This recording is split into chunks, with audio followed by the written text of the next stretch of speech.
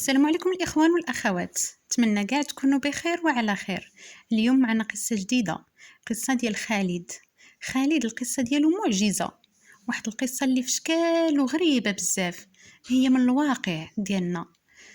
هاد خالد هذا كان في إيطاليا، كان ما عندوش الوراق، غير حراق، يعني كيتصادف حتى هو بحال وصل لإيطاليا وكيدار مع الوقت وغادي تيتسنى على الله وعسى يتفتح شي قانون باش يدير حتى هو وريقاتو. نهار على نهار هكاك، حتى لواحد النهار جالس حدا السيمافرو، ستوب، بغى يقطع. هذاك السيمافرو كانوا واقفين فيه الناس، وكانت واقفه واحد البنت حتى هي. هاد البنت هادي كانت بكرسي متحرك، مشلوله ما كتقدرش تزيد، كتحرك بداك الكرسي. فاش شعل الضوء الخضر بداو الناس غادين، خالد حتى هو بدا قاطع. هذيك البنت الرويضه ديال الكرسي وحلات ليها في الطريطوار، ما بغاش يزيد ليها داك الكرسي، بقات كدار معاه. خالد دار شافها هكاك، رجع لعندها باش يساعدها، باش يعاونها باش تقدر تقطع الطريق. هي هذيك قطعها الطريق، شكراتو، قالت لي شكرا ليك. قال لها فين غاديه؟ يمكن لي انني نساعدك توصلي للبلاصه اللي بغيتي. قالت لي غاديه غير السوبر، بغات تاخذ شي حاجه تشريها منه. قال لها واخا غادي نديك حتى السوبر. هذيك البنت كانت سميتها كريستينا. مشات غاديه بي، بقات تتعاود هي وياه. قالت لي واش كتسكن هنا؟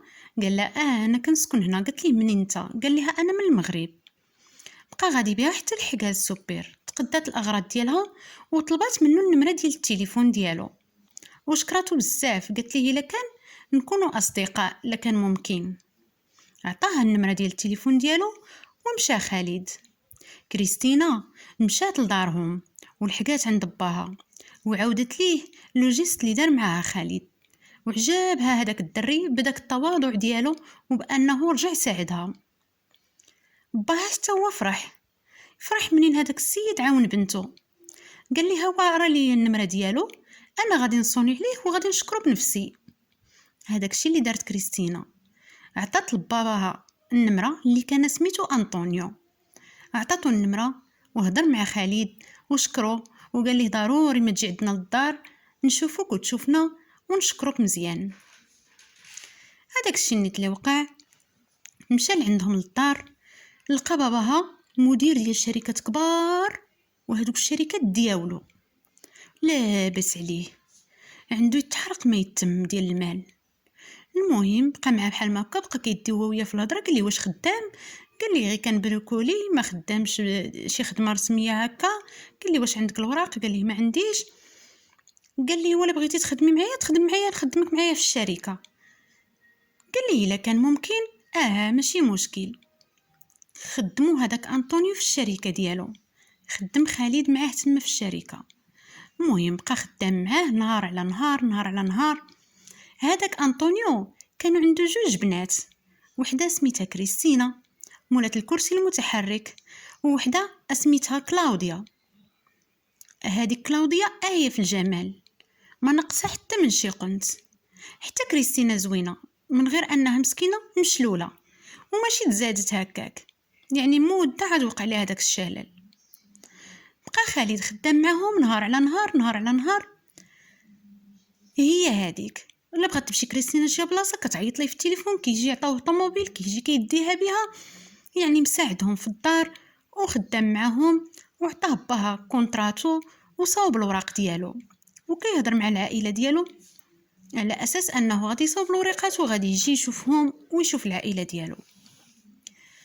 بقات هكاك العلاقه حتى لواحد النهار. مشى خالد عند انطونيو، وكان هو يقول ليه انا جيت عندك اليوم، بغيت نقول لك واحد الخبر وبغيت نطلب منك واحد الطلب. قال لي اشنو؟ قولي شنو بغيتي. قال لي انا بغيت نتزوج بنتك. انطونيو كيتسحاب خالد واش بغا كلاوديا. قال لي بغيت نتزوج بنتي. قال لي نشوف هي اشنو غتقول، الا بغاتك نسول كلاوديا ونرد عليك. قال لي لا، انا ما بغيتش كلاوديا، انا بغيت كريستينا. زاد داك الايطالي تبهض، قال لي كيفاش بغيتي كريستينا؟ كريستينا راه ما تقدرش على الزواج، وراها امراه يعني يعني مشلوله، وما تقدرش يعني انها الزواج راه مسؤوليه وبزاف عليها. وانا ما ظنش هو انه غادي يطلب منه كريستينا. قال لي لا، انا بغيت كريستينا اللي تفاهمت انا وياها وشتها، يعني عجبتني ديك البنت وطيبه في قلبها، انا بغيت كريستينا. بقى هكاك مصدوم داك الطلياني. من بعد قال ليه واخا غادي نسولوها ونشوفوا. ملي سولوها مسكينه طارت بالفرحه، لحقاش عمرها ما ظنت هادشي غادي يتحقق. هي هذيك قبلت كريستينا الزواج وتزوج بها خالد. تزوج بها، ومن بعد ما تزوج بها داروا باها هو المسؤول على الشركات ديالو كاملين. ولا مزيان في حياته، ولا بخير، دار فلوس، ولا مزيان. هو يتصل بالعائله ديالو، قالها لهم، قال لهم انا راني تزوجت بواحد السيده ايطاليه وراني غادي نجي للمغرب باش نشوف العائله ديالو ويشوف اهله. وكتعرفوا الانسان غايب شحال من عام باش يمشي يشوفهم. هذاك الشيء اللي كان. هز كريستينا ومشى هو وياها للمغرب. هو كان من القلعه ديال السراغنه، من نواحي ديال القلعه، خارج على القلعه ديال السراغنه، ولكن منضم ليها. مشى لعندهم المغرب، لحق لتما. وحيت كتعرفوا الناس عندنا تما فاش كيكون واحد مطول الغيبه بزاف، فاش كيجي اهلو كيفرحوا به بزاف. وداك الشيء اللي ترنيت، فرحوا بيه وفرحوا مراسو، واخا مسكينه هكاك ماشي مشكل، بغاها ولدنا على الراس والعين. وهذاك الشيء اللي كان نيت. ناض باه قال لها ولدي سنين وانت غايب علينا، دروك غادي نديروا واحد الصدقه. هذيك الصدقه غادي نعرضوا فيها على الرجال ديال الدوار باش نوكلوا الناس. راه مزيانه الصدقه، راه زوينه، كتجري على البلا والباس، ونشكروا فيها الله لانه فتح لك هذه الفرصه ولاو عندك وريقاتك. هذاك الشيء نيت. داروا الصدقه، عيطوا على الطلبه، جاو الطلبه بداو كيقراو. كريستينا جالسه مع العيالات في وسط الدار في جهه اخرى، وهو مع الرجال والطلبه كيقراو. واحد شويه خالد جالس مع الرجال، حتى جات اختو كتجري لفم الباب ديال الصاله وكتشير ليه بيدها وكتقول ليه اجي اجي بواحد الطريقه مفزعه. خالد ما فهم والو، تيقول لها اش داكشي، تقول لي غير اجي. جا خرج لعندها، قالت لي اجي يا خويا راه مراتك ما عرفناش مالها. قال لها مالها؟ قالت لي ما عرفناش مالها، كريستينا طاحت وبدات كتجبد. ماشي طاحت انها طاحت في الارض، ولا طاحت بحال فيها شي حاجه، بحال كانت هذيك البنت ملموسه بالجن. ملي سمعت القران وسمعت هذاك الشيء وهي طيح. مشى لعندها تيفيق فيها، ما بغاتش تفيق، صافي كتجبد وكتقول شي هضره في شكل، شي كلام في شكل.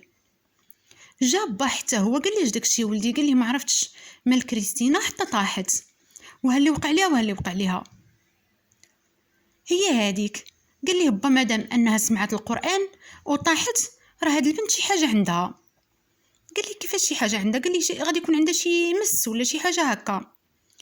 مشى باه قالها لهذوك الطلبه، قال لهم هطرنا لمرات ولدي. قالوا لي هذوك الطلبه جيبها لنا لواحد البيت منفرد وخلينا نقراو عليها، نديروا لها الرقيه بالقران. هذاك الشيء نيت اللي طرا. هزوها لهذاك البيت وكانوا بداو الطلبه كيقراو عليها، وبقات مسكينه كتعذب. هذيك كريستينا كتعذب حتى فاقت، حتى حيد من هذاك الشيء اللي كان فيها.